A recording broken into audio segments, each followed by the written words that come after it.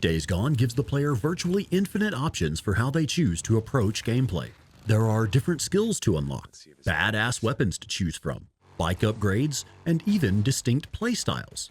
But there is only one time that the game requires the player to make a decision in order to proceed with the story.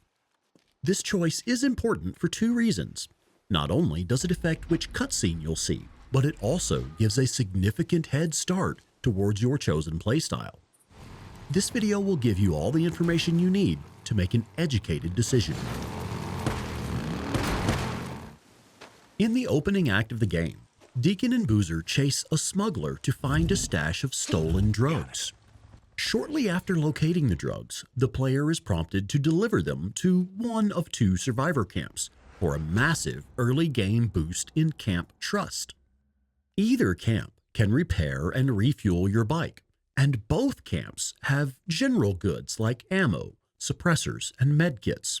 However, one camp does not sell guns at all, and the other camp doesn't sell bike upgrades. It is up to each player to decide which camp has the upgrades you need. If you have a more combat-oriented playstyle, or if you simply feel that the early game weapons are just too underpowered, you can choose to give the package to the Hot Springs camp in the Belknap region of the map. This camp, run by former prison guard turned apocalypse slave driver Ada Tucker, is where you'll find Alki Turner, the camp merchant who sells some of the best weapons available in the first half of the game. On the other hand, if you really enjoy driving the drifter bike along the broken road, or if the crappy early game bike is just too slow, you can give the package to Copeland's camp in the Cascade region of the map.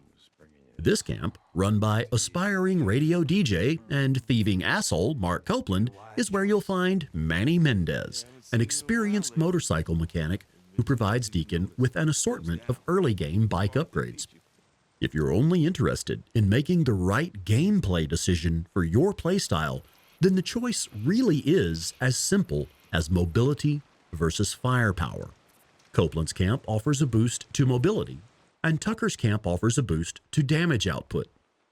Be aware that either choice will not hold you back in any way, as other camps later in the game have better weapons and better bike upgrades than either of these early game camps. So if you really want to maximize your damage output, take a look at the video I've linked in the description. Now, if you're the type of gamer who places more value on story rather than gameplay mechanics, you'll want to know that there is a lore-friendly option as well. If you think back to the opening of the game, the smuggler that Deacon and Boozer were chasing had stolen the drugs from Tucker's Hot Springs camp and was in the act of delivering them to Copeland's camp when Deacon and Boozer caught up to him. The drugs in question were originally the property of Tucker's camp, and Copeland only has claim to them as salvage. Salvage, Deke. Salvage. The lore-friendly option is actually to return the stash of drugs to Tucker. You get my drugs from Leon? If you'd like to know more about the lore of Days Gone, check out the Days Gone podcast on the 8-Bit Terror channel. Overall, no matter which decision you make, you'll still have plenty of time to maximize your trust with all of the camps, not just these first two. This is merely an opportunity to boost your chances for survival in the early game by strengthening your individual playstyle. Thanks for watching. We'll see y'all next time.